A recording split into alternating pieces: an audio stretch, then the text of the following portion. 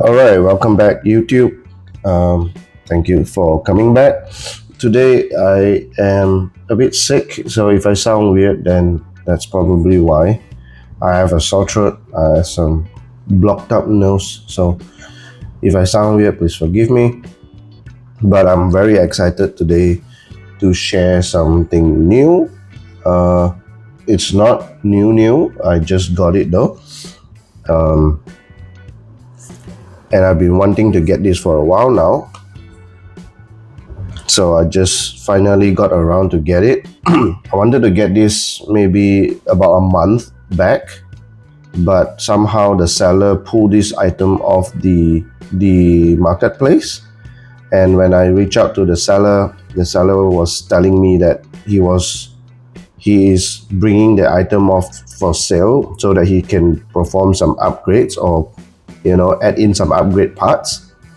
And yes, if you buy it now, you're going to get the upgraded version and you are going to get the new upgraded parts. I will talk about the upgraded parts in a bit, and I'll maybe show you as well if I can. And let's see. So this thing is really tiny. As you can see, it's almost like a packet of mint, right? So it's like a cough drops or mint size, and it's really tiny. If I can show you the wording here, it says 164 rear wheel drive RC drift car kit, Beijing duck table at toyculturedevelopment.co. So I don't know, that's an interesting name, but we all know it as DMRC, and it's called the NEZ V1, right? So again, on the box it says V1, but right now if you buy it, it's known as V1.2. Okay, it's version 1.2 now. They haven't updated the packaging, they haven't updated the pictures on the website. If you're buying from Taobao, that's also the case. If you look at it, you might get a bit confused, but that's understandable. I hope the seller update his posting. So this is a kit. To run this kit, you will need an additional receiver / gyro. So these are the famous ones that works with the NB4. This is the combo. So if you have one of these lying around, good. If not, you have to buy one. And pretty sure you've seen this before. I just want to take it out so that you guys are clear. It's one of these. Okay. So this is a 4-channel receiver and gyro combo, right? So mine is for the MB4. I'm using the MB4, so I've got it for the MB4. Okay, so I got the black color version. You can buy it in other colors. And if you look at it, NB4 receiver gyro. This is the new layout. The new layout has the 3 channels sitting aligned with each other. So if you look at it, it's a little bit more neat. It has these 3 channels sitting aligned with each other. Okay, so let's look into the casing, right, and see what we get. Now if you open it up, first of all you'll get the instructions. It's all in Chinese, so there's a couple of PDFs. If you scan the code, it's all in Chinese. You'll have to do some translation, but I think it's fairly easy to understand. This is the new style of wheels as well. I'm not sure whether it's plastic or metal. I think it's molded plastic, but this is the black rims with the silver circle at the outside. It's very thin, but you can't see it. So the wheels and tires are sold separately. If you buy this kit, it doesn't come with wheels and tires. You have to order these separately with an additional cost, and you have to buy the gyro separately as well. So all of these are all additional costs you need on top of this kit. I got these tires as well, and these tires are the ones that has the printed DMRC logo on the side. I hope you can see it on camera. It's very subtle though. The printing is very subtle, and it's so tiny. If I look at it with my naked eye right now, it's just hard to see that it's even there. Yeah, and you notice that I have 6 tires with me. I ordered additional white tires. I ordered 2 narrows and 4 wide. 2 narrow and 4 wide, just in case I want to run all white tires, or you know, if the rare tires worn out, I can use it as spare. So I did order extra.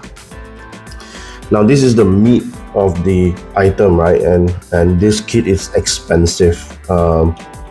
It's almost it's almost 1,000 ringgit.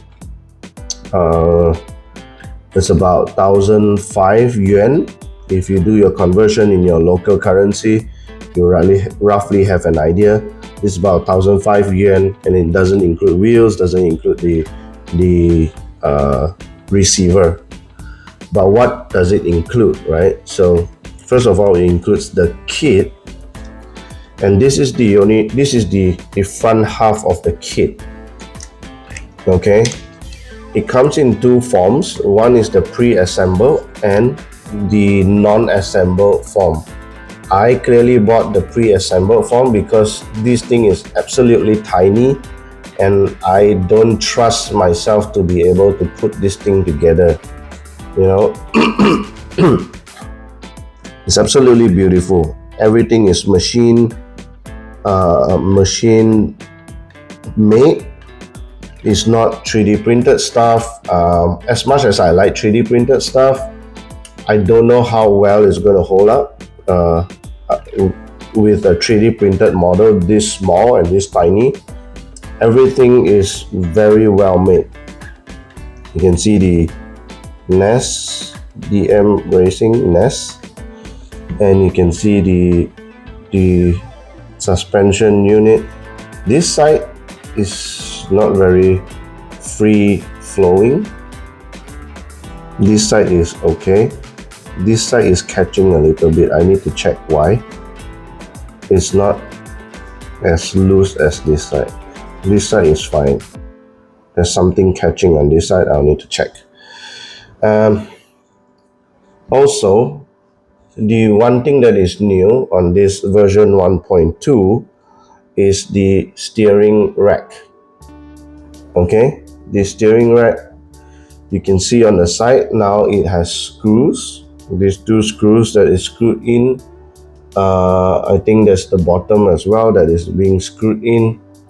The seller told me that the previous version, this steering servo is being glued on, and again, there's a lot of complaints online about this steering servo. So I'm glad that they have finally updated it and have it screwed on.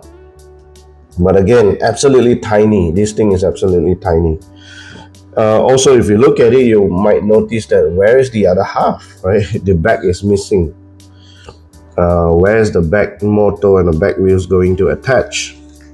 Now, the reason why they separate this is because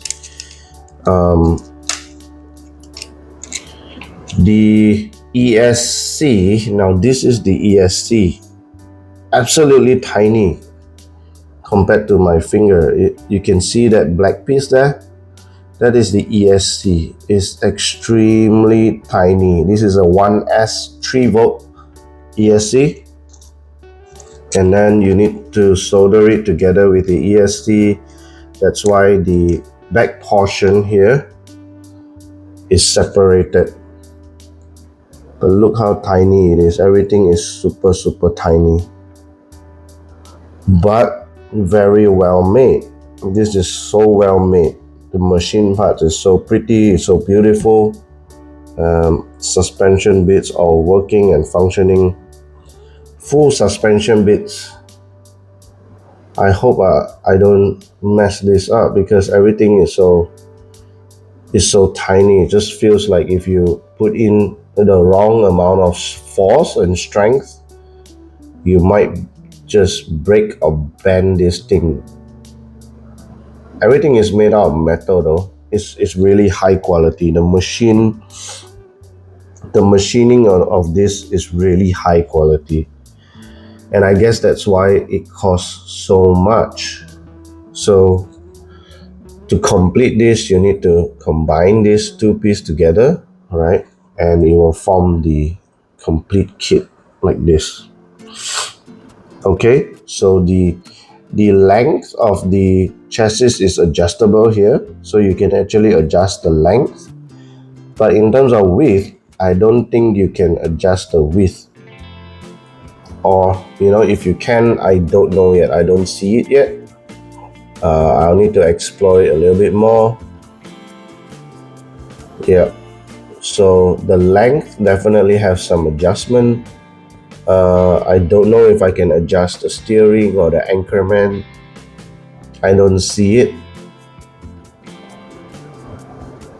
Yeah, I don't see it. So you just need to combine this together, and then it will form the complete chassis. You need to put the gyro and receiver on top. What a shame, because it's going to cover this beautiful NES logo. It's going to be covered by the receiver and ESC. They do give a small DMRC logo at the bottom, which is a very nice touch. Other than that, inside here there is 2 batteries and a charger. This charger, you need to solder the terminals yourself as well. It is not soldered together yet. There are some screws and nuts for the wheels, and I believe there are some spacers here that you might be able to use to widen the wheels, I hope. Right, so that is nice. Some screwdrivers, toolkits. It's nice that they give some toolkits just in case you don't have at your disposal. And then there is some spare parts for the ball hubs, for the balls, for the ball joints. And I think this is good, because these are the parts that wear out the fastest, or the first to wear out. And it's just nice that they gave you the spare parts. There are kits that don't provide that, so I really like that this one does. And the metal parts, the ball joints are metal parts, so it's the plastic parts that will wear out. So it's nice that they give you the spares. I'm gonna have to put this back in, because I need to solder some of the electronic parts before I can run this thing. But before I do that, I thought I'd show you some of the body selection that I plan to put this kit on, right? So there is 2 cars that I have in mind, and they are beautiful. So let's take a look at this. Let me remove the packaging so that it's easier for you guys to see it, and hopefully it doesn't get too much glare.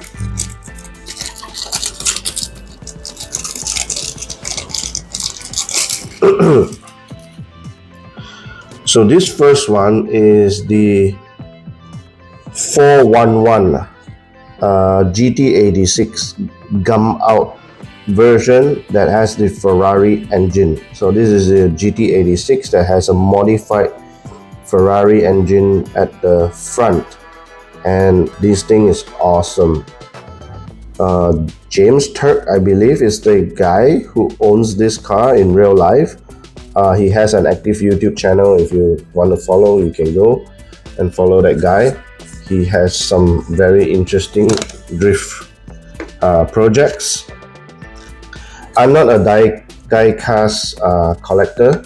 I don't collect cars in 64 scale or just about in any scale really. So I just got into collecting cars for this drift project, and I come across the news where I know for die-cast collectors or die-hard collectors, you guys are very particular with certain brands of die-cast companies, especially companies like this one.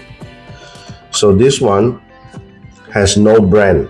The box has absolutely no brand. Collector packaging, it has nothing on it. Now, when a brand like this comes out with a car that has absolutely nothing on it, although it looks nice, although it has all the logos, the Toyota logos, the donut logos, the Rain X logos, Ferrari logos, Gamout logos, they have the logos here, but these are not licensed. So they are not paying any license to the official people or the official cars products when they are making this car. So I know that official die-cast collectors are going to be quite pissed off with this, but again, I'm not a car collector, right? I'm going to cut out this body to fit the chassis inside. Okay, so this is what I'm going to do, and I have no idea about all of this. I just got to know about this recently, and everyone who's seen these pictures already know that I'm going to go in to have some trouble because the engine bits need to come off so that the actual steering mechanisms can go inside. So I don't know how am I going to retrofit all of these beautiful engine bits back into the car, right? And again, it's never going to look this nice again after it's been cut up. So I really don't know. Look at all the piping and everything inside the cars. It does have a separate yellow plastic light headlight piece, which means I can actually light this car up, and tail lights as well is a separate piece, which I absolutely love. So I can throw in some LEDs inside. There's roll cages. There are super nice details inside, which needs to be removed when I start hacking into the body. So it is a shame. It is a shame. This is absolutely beautiful looking. So this is my first option, right, to try and retrofit the drift car, and it will be amazing to see this really sliding on my desk. It's so tiny. It's so tiny. I don't own like 64 die-cast. I don't own a Hot Wheels as well. I mean, I used to when a kid, but I don't collect any of the die-cast right now. So it's so interesting to see. These things are so tiny and packed with so much detail. The next one, really, my alternative body would be this one.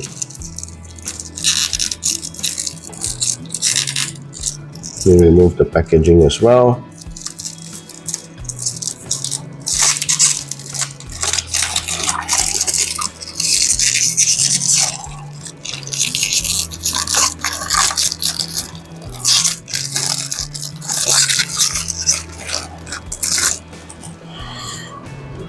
Yeah, so the next one is this Nissan Silvia S15 from Marcelo from what's that? Marcelo Drift. I don't know this guy as well. I didn't follow him. I don't know what's his nationality or what's the story. Again, for collectors, if you look at this box, it comes from Yongxing. The brand is Yongxing or the company is Yongxing. I don't see any official stickers. I don't see any official labels. So I am going to believe that this is also not licensed, right? So if it's not licensed, then no royalties going back to the original person, or there's no actual collaboration to create this car or brand. It's just the company just created. I don't know how it works. But this one, this Sylvia, if you follow, this guy rips apart the S15 and retrofits the S15 with a Porsche V8 engine, I believe. Yeah, this is a turbo. I can see that it's written 4.5 turbo V8 Porsche. So beautiful. I hope that the camera can capture it, but there is absolutely, a huge Porsche V8 engine. It's almost as high as the entire windscreen. I wonder how is he going to look out of it. So this is beautiful looking. Side profile, beautiful. Large GT wing at the back. Wow. So again, this one, I'm gonna have issues with the engine. The radiators inside, oh man, so beautiful. So I'm gonna have the same issues with the engine. How am I going to retrofit the engine in with the steering? I don't know. I might have to grind the engine, the lower parts of the engine out so that it fits. But so beautiful. There's so much detail in the car. Look at it. It's such a nice rims. This is so white. The tires are very white. And in the back looks amazing. Yeah, so this is the plan to fit either one of this, or if I can, both of them inside.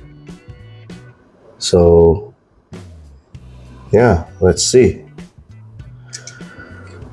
Okay, so if you want to see me do this, feel free to follow, subscribe, and I will be doing a video series on slowly converting both these guys into the drift car. And finally, the end goal is to see both of these cars drifting on the desk. Again, it's a 1/64 scale. I don't need so much space. Let's see, if I can come up with a drift track and drift it around the desk. That's the whole idea.